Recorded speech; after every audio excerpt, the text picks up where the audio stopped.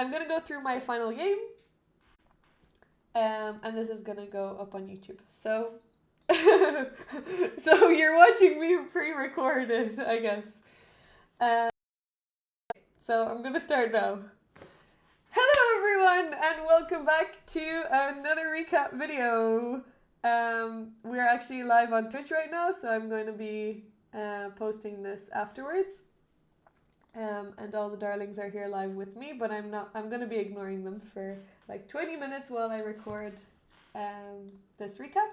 So I'm recapping the final round of the Olympiad. As you can see from the score on the screen, Ireland were playing against Nicaragua and we won 3.5 to half. Last time in the Olympiad we also played them and we ended up losing that match 3.5. So we actually got the perfect revenge. Well, I mean, would have been better if it was 4-0, but we'll settle for 3.5. So I was playing against 1700 Cristiana Urlena. Well, actually, she had a very long name. Martinez Orozco Cristiana Urlena. And actually, all the women on the team had a really long name as well. So I had to decide before the game whether I was going to play d4 or e4. And I really, really, really wanted to end on a Colle. I wanted to end on a Colle. I wanted the darlings to see me win a Colle game because I hadn't actually gotten a Colle. I got like variations of it, but not the pure Colle. The only problem with it is that I had a game at the Olympiad that went like this against Hong Kong, and with bishop f5 you don't really get a decent Colle setup because your bishop on d3 is going to be exchanged, and I didn't want her to prepare against that game. And I had already experienced someone else preparing, the Zimbabwe player, the Uganda player, I think, prepared against the game from Zimbabwe, and she just played the same thing and ended up out prepping me from the opening. But it still went well after that. So I didn't want her to just prepare something specific against the Colle. So I knew that if I play e4, she's going to play the Caro-Kann, and I actually get a better version of the Colle because I was planning to play the exchange Caro-Kann, which gets into a very, very, very similar structure to the Colle, only your bishop is out on f4. So actually it's better. It's a better version of the Colle. And it's actually a legit opening that people play all the time and don't make fun of. So I was expecting this to go how it did. So I actually, the timestamps aren't there, only my opponent's timestamps are there. But I actually had an hour and 30 minutes on the clock, 33 even, I think, around here. I had a lot of time on the clock. So I was playing very fast. And she actually didn't have, I didn't find any games where she played against this, so I wasn't really prepared against her. I didn't know which line she was going to play. There's a few things that you can play here, so this is all, I guess, main line. So instead of bishop f4, I can also play h3 to not allow the bishop to come to g4. The reason why you don't play knight f3 is because of bishop g4, and now this pin is a bit uncomfortable, so it's better to play the bishop out first, so that when bishop g4 comes, you can just move your queen out of the way, and then you bring your knight to d2, knight to f3, so they don't get a chance to double your pawns. So h3 here is also a move that I was considering on playing. And then you can play knight f3, and it gets into a very similar thing. It's just that you don't allow bishop g4, but usually here they play g6, you develop, and then they actually play bishop f5, and this is equal. I know this structure maybe looks quite bad for black because they're doubled f-pawns, and the g-file is open, but actually the rook can use the g-file and the knight can come into e4. So actually this is played very often for black. So, anyways, I played bishop f4. She played bishop g4, attacking my queen, and now queen b3 is the main move. So I'm actually threatening to take this pawn. It's not a poison pawn because I'm also hitting the knight. And here black has two moves, I guess, queen d7 or queen c8. So I was actually preparing against queen d7 because, in my opinion, it's the better version of the two. It's the better move because with queen d7, you'll play e6, and then you still have this bishop d6 move when you develop this bishop to exchange white's dark square bishop, and your queen is protecting that square. But if you bring it to c8, you're removing that option of playing bishop to d6. So I feel like it's a more comfortable setup for white. And also this queen on c8 its sole purpose, I guess, is to just defend this pawn. So I didn't think that was the best option, I guess, for her. But it's still the second most played move. I developed my knight to d2.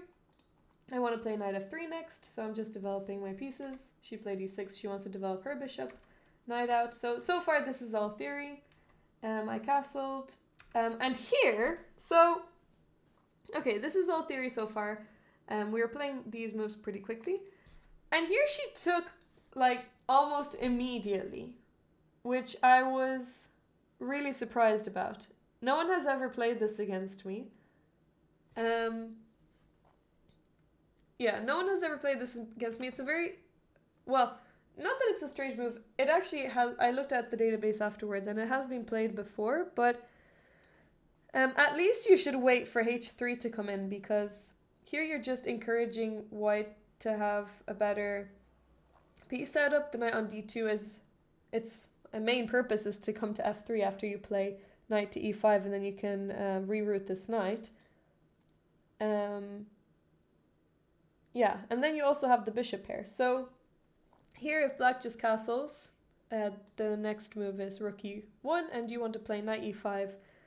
And you will kick this bishop, but usually the bishop goes back, and actually the bishop exchanges for the light square bishop.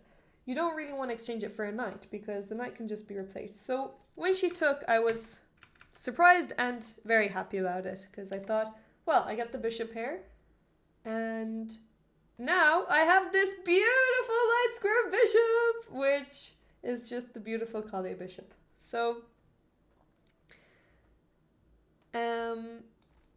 okay, let's see how it went. So I took with the knight, which is, it makes the most sense. You don't want to take with the pawn and double up your pawns. She castled, and now I played rook e1. So I want to bring my knight into e5. And later you'll see a beautiful rook lift coming. And that is probably what won me the game, is this rook lift idea. I'm so proud of this game. It's one of my favorite games that I've played. I did get a lot of help from her, but I think that there are some really nice ideas here. So she played a6. It's clear that white is playing on the king side and black is playing on the queen side. So she's preparing b5. The main move here is a4 to stop b5. So I was considering this move, but I thought that if I play it, I'm taking away some time from me rerouting on the king side. So I thought that, well, what do I want to do? I'm attacking on this diagonal. So I wanted to bring my bishop back to b1 and queen to c2 and have this battery. But I thought that my rook was a bit awkward here on a1. And I didn't want to bring the rook to d1, so I brought it to c1. But a4 here is probably more accurate, just to not give black any opportunities to play b5. But I didn't think it was necessary. I didn't even think b5 was such a big threat anyways. So I just played rook c1. And I thought that this file is actually quite useful. It's on the same file as the queen. And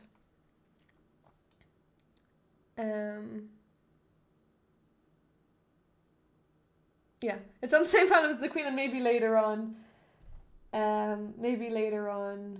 some tactics can happen. So it will also be harder for her to play something like b4. So she played b5, I played knight e5, so bishop to b1 was also my candidate move, but I thought that there's no rush for it. And my knight to e5 is just improving my piece overall. If she takes it, I will take with the pawn, and I will be able to kick away this knight. She can't go to e4 because I'll just take it. I have 2 attackers. And she only has 1 defender, so she'll have to move back. And now the knight is no longer protecting h7. So now I thought, well, that's perfect for my plan. Or I could even bring my queen back and go this way.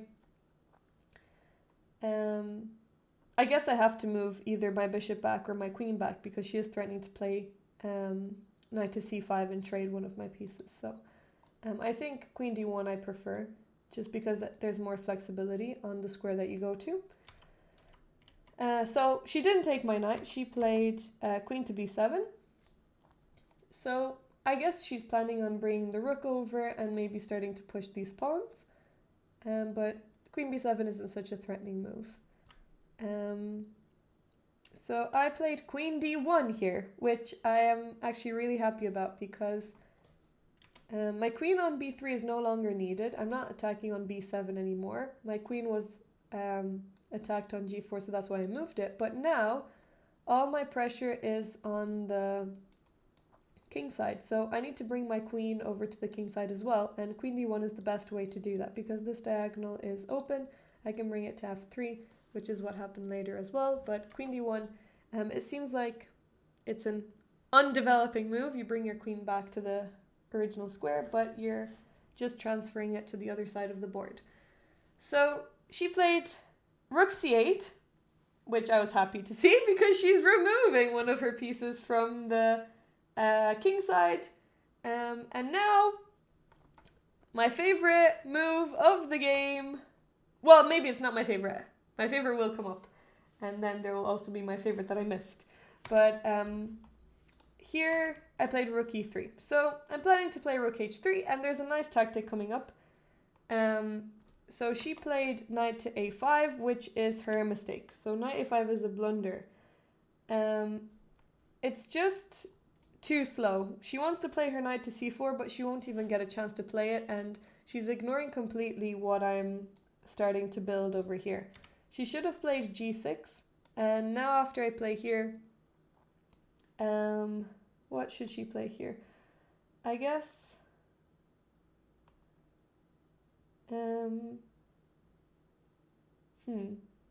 maybe she can even start playing b4 or something. She doesn't have to be too slow. She doesn't have to wait, I guess. But if she plays knight a5, it's just much too slow. So rook h3.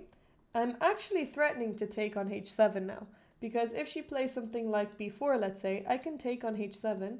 If she takes back, I have this nice move queen a5. Queen h5. And if she moves the knight, I have checkmate on h8. So she can't actually protect the knight in any way. So I'm just going to end up taking the knight. I'm actually threatening mate in 2, so I think the only way for her to get out of it is probably moving her bishop. I take here, and then already this is terrible. I mean, the king is really weak. I'm actually a pawn up, and my attack is incredibly strong. I have to move my queen out of the way. Maybe I'll go here and attack here, but I'm just up in material. So that's what I'm threatening. I'm actually threatening to take on h7. So she played g6. And now the g-pawn is no longer protecting the knight, so it's time to bring the queen in. So queen f3, I'm threatening to play bishop g5 and double attacking this knight. And then also I have some ideas of taking on f7 as well. So here she brought her rook back to f8. She's wasting a lot of time. I mean, with knight here, rook to c8, rook back to f8, she lost a lot of time, and now it's actually already completely winning for white. So I played bishop h6 first to kick the rook out of there, just get a little extra move. Her best option is actually to leave the rook there, so she should actually leave the rook there. And what's her best move here? Maybe she can actually already just play her knight to c4, or she can maybe play knight to e4, and then just allow this this exchange of sacrifice to happen, because if she wastes another move, which is what happened, I get bishop g5, and wait for it, it's the great move is coming. So she defends it with the king. She can't move the knight out of the way because I'll just take on f7, and then it's going to be checkmate on h7. So she played king g7 to defend the knight. And now, pause the video and see if you can find the best move here. There's a really nice tactic. So if you can find it, let me know. And the Twitch chat can also try and find it. But the answer is knight takes f7. So you can actually sacrifice a knight here. Because if the king takes, you can take on h7. The knight is pinned, so you cannot take the rook. The king has to go to f8 or g8. Let's say if the king goes here.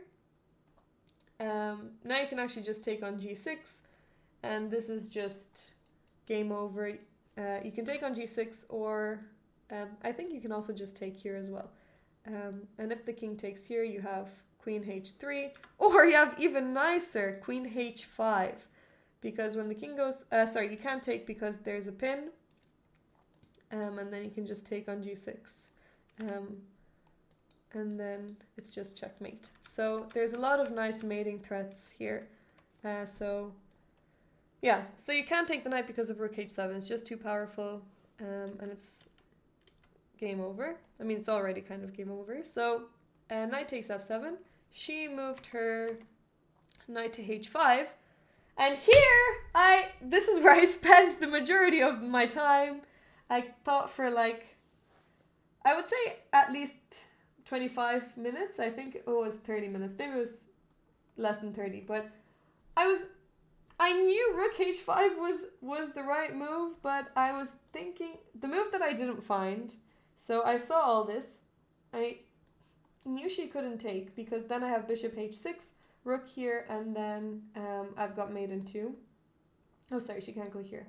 Oh yeah, sorry, she can take and then I go here. So she can't take my my rook back. But what I was worried about was if she plays rook to f8.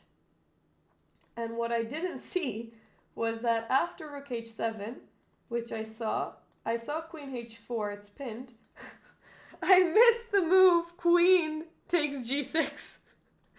I didn't see that I could take on g6. I thought I would have to go to h8, and then she takes here, and from here, it's not even clear that white is winning anymore. So I was trying to find something. I was thinking about queen h7, but then I was like, well, the king just escapes, and I've already, well, not there, but I guess there, I actually don't have anything. So I didn't see, I didn't see queen g6. So if I went through with it, I obviously would have seen queen g6 because it's very obvious. But while I was calculating, I was like, well, I don't want to complicate myself because this is already completely winning. So if my calculation is wrong, then I've just wasted a whole game for my team and everything. So I might as well just keep calm and win a winning position. So here I just played bishop h6 check. But the thing is, everything is winning here, although this rook sacrifice is the most obvious win, and it's a very nice rook sacrifice. So I was worried about rook f8. If she takes my bishop here, I can actually just take back with the rook, and then I just win a full piece. So that doesn't work. Oh, wait, there's also this move, sorry. There's also this move, queen takes here. Sorry, there's also queen takes here, which I couldn't calculate properly. So here I think I need to maybe take back with the knight. So it's not the most obvious thing. Anyways, I played bishop h6, keeping it simple. she brought her king back, and then I brought my knight back just to avoid any pins, and I'm also threatening right now to go queen f7 check. So she brought her bishop back, and now she's defending the f7 square with her queen. And here I brought my bishop back. I didn't want to trade bishops. She brought her queen here, and now the knight is trapped, so the knight can't go anywhere. Queen g7 is taking away the final square for the knight to go back to, or the retreating square. And now g4 comes in, and the knight has nowhere to go. She attacked my bishop. I took a pawn. And here she played rook e7. So I'm threatening all kinds of things. Bishop f7. I mean, it's just... the position is a disaster. There's nothing she can do. If she takes here, I play bishop f7 check. If she moves her king, I can take with the rook, and it's just going to be checkmate in a few moves. Like, she has to block with the queen. I bring my queen in after she blocks here. Can you guys find the mate? Can you find the mate here? It's actually knight to g6. Look at that beautiful mate. Knight g6 mate. A mate with the knight. That would have been nice. We actually did get a mate with the knight in the first round, which was nice. So, that's not what happened in the game. So in the game she played rook e7, so I just took that rook. It's just a free exchange. She took back, and now I gave a check just to get her king to h8, and I took the knight back, because now I have a check with the knight. So when she plays this bishop to g5, I get a fork in, so I get this check, and I can take her bishop, and I'm just a full rook up. So I want to exchange pieces. And now for the spectacular finish, which I'm also really proud of. Well, I mean, this is the... it's an easy finish, but psychologically it feels a bit weird to do this. But her queen is attacking my rook on c1. So after queen f7, the king moves. It would make sense to just move my rook out of the way. But I've got a forcing mate here. So I can play bishop g6. She quickly took my rook.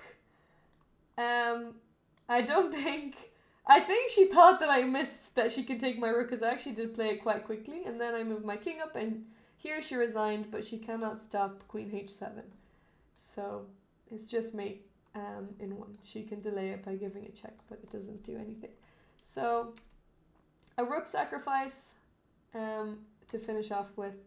This was really nice. I was really happy with that. So the light squares are really weak, and there's no more checks after that. So her queen can't come in to check me or anything. So that was the final game.